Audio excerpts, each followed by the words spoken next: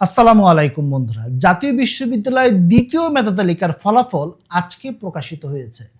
আজকে ফলাফল প্রকাশ হলেও এর কার্যক্রম কিন্তু আগামী 3 তারিখ থেকে শুরু হতে যাচ্ছে, অর্থাৎ ঈদের বন্ধের কারণে মূলত এই গ্যাপটা। যারা দ্বিতীয় মেধা তালিকায় চান্স পেয়েছে তাদের অবশ্যই এই 3 তারিখ থেকে 11 তারিখের মধ্যে একটি অনলাইনে ফর্ম পূরণ করে যে কলেজে তুমি চান্স পেয়েছো সেই কলেজে গিয়ে জমা দিতে হবে, সাথে কাগজপত্র দিতে হবে এবং ভর্তি ফি দিতে হবে। যারা প্রথম মেধা তালিকায় চান্স পেয়েছিল এবং মাইগ্রেশন অন করেছিল তাদেরও কিন্তু রেজাল্ট আজকে প্রকাশিত হয়েছে এবং তারাও কিন্তু আগামী 3 তারিখ থেকে 11 তারিখের মধ্যে অনলাইনে ফর্মটি ডাউনলোড করে নতুন যে সাবজেক্টে চান্স পেয়েছো সেখানে গিয়ে জমা দিয়ে দিবে এবং নতুন সাবজেক্টের ক্লাস শুরু করে দিবে। তোমাদেরকে জানিয়ে রাখি, যারা মাইগ্রেশন করেছে, সাবজেক্ট পরিবর্তন করেছে, তারা কিন্তু আগের সাবজেক্টে ফেরত যেতে পারবে না, নতুন সাবজেক্টই পড়তে হবে। যারা দ্বিতীয় মেধা তালিকায় প্রথমবারের মতো চান্স পেয়েছো তাদের আগামী 13 তারিখের মধ্যে নিশ্চয়ন করে দিবে কলেজ কর্তৃপক্ষ। অর্থাৎ তোমরা 3 তারিখ থেকে আবেদন ফর্ম পূরণ করবে, 4 তারিখ থেকে জমা দিতে পারবে এবং কলেজ কর্তৃপক্ষ কিন্তু 4 তারিখ থেকে 13 তারিখের মধ্যে তোমাকে নিশ্চয়ন করে দিবে। এখন অনেকেই প্রশ্ন করতে পারো, ভাইয়া নিশ্চয়ন কি? তুমি যে সাবজেক্টটি পেয়েছো ভর্তি হওয়ার পর কাগজপত্র যাচাই বাছাই করে যদি সবকিছু ঠিক থাকে তাহলে নিশ্চয়ন করে দিবে। যাই হোক বন্ধুরা, রেজাল্ট পাবলিশ হওয়ার পর একটি মিশ্র প্রতিক্রিয়া দেখা দিয়েছে।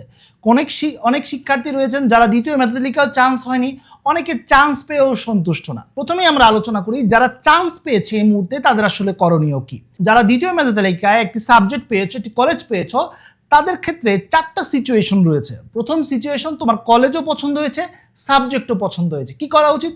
ভর্তি হয়ে যাওয়া উচিত। এখন প্রশ্ন করতে পারো, ভাইয়া ভর্তি হয়ে আমি কি অন্য কোনো জায়গায় চলে যেতে পারবো? তুমি ভর্তি হয়ে থাকো, পরবর্তী ভালো কোনো অপশন যদি তুমি পাও, সেন্ট্রাল ইউনিভার্সিটি হোক বা অন্য কোথাও যদি তোমার সুযোগ আসে তুমি চলে যেতে পারবে, কিন্তু আপাতত ভর্তি হয়ে থাকো, কারণ এটা কিন্তু বছরের শেষ দিকে, কারণ আবার আর বেশি কিন্তু কোনো জায়গায় সুযোগ কিন্তু নেই। দ্বিতীয় একটি সিচুয়েশন, কলেজ পছন্দ হয়েছে কিন্তু সাবজেক্ট পছন্দ হয়নি, কি করতে পারি? যদি তোমার কাছে ভর্তি হওয়াটা ইম্পর্টেন্ট হয়ে থাকে, এই বছরটা লস করতে চাচ্ছ না, তাহলে তুমি ভর্তি হয়ে যেতে পারো। আর চাইলে তুমি এখন ভর্তি না হয়ে রিলিজ স্লিপে আবেদন করতে পারবে। তৃতীয় সিচুয়েশন, সাবজেক্ট পছন্দ হয়েছে কিন্তু কলেজ পছন্দ হয়নি। বন্ধুরা, দিন শেষে কিন্তু সাবজেক্টটাই ইম্পর্টেন্ট, তাই সাবজেক্ট যদি ভালো পেয়ে থাকো ভর্তি হয়ে যেতে পারো। আর তোমার কাছে যদি কলেজটা অনেক গুরুত্বপূর্ণ হয়ে থাকে তাহলে তুমি ভর্তি না হয়ে রিলিজ স্লিপে আবেদন করতে পারো। তবে রিলিজ স্লিপে কিন্তু আরও বেশি চ্যালেঞ্জিং হতে পারে, পছন্দ মতো সাবজেক্ট এবং কলেজ তুমি নাও পেতে পারো। সর্বশেষ একটি সিচুয়েশন হতে পারে, কলেজ এবং সাবজেক্ট কোনোটাই পছন্দ হয়নি, কি করা উচিত? সেক্ষেত্রে তুমি ভর্তি না হয়ে রিলিজ স্লিপে আবেদন করতে পারবে। আমি জানি এখন অনেকের মনেই প্রশ্নটা আসবে, ভাই রিলিজ স্লিপ তাহলে কবে হতে পারে বা কবে দিতে পারে? এই নিয়ে কিছুক্ষণ পরে আলোচনা করছি। এবার আসি দ্বিতীয় অংশ, অর্থাৎ যারা চান্স পায়নি তারাই বা কি করবে। তোমরা যারা চান্স পাওনি তারা অপেক্ষা করবে রিলিজ স্লিপের জন্য। পাশাপাশি যারা কোটার শিক্ষার্থী, কোটাতে আবেদন করেছিলে, তারা অপেক্ষা করবে, কারণ এরপরেই কিন্তু কোটার মেরিট লিস্ট প্রকাশিত হবে, অর্থাৎ কোটারটা আলাদাভাবে মেরিট লিস্ট প্রকাশিত হয়। এখন প্রশ্ন আসতে পারে, ভাই কোটার জন্য কি আলাদাভাবে আবেদন করতে হবে? না, তুমি অলরেডি আবেদন করেছো, সেটা রেজাল্টটা শুধু প্রকাশ হবে। আর দ্বিতীয় মেধা তালিকায় যারা চান্স পেয়ে ভর্তি হয়ে মাইগ্রেশন অন করবে তাদের রেজাল্টটা কোটার সাথে দেওয়া হবে। যারা চান্স পেয়েছে বা যারা চান্স পায়নি সবার জন্যই কিন্তু এই রিলিজ স্লিপটা খুব গুরুত্বপূর্ণ। বন্ধুরা, রিলিজ স্লিপ কিন্তু 2টা দেয় এবং প্রতি রিলিজ স্লিপে কিন্তু তুমি 5টি ইউনিভার্সিটিতে আবেদন করতে পারবে বা 5টি কলেজে, বাংলাদেশের যে কোনো প্রান্তের যে কোনো কলেজ।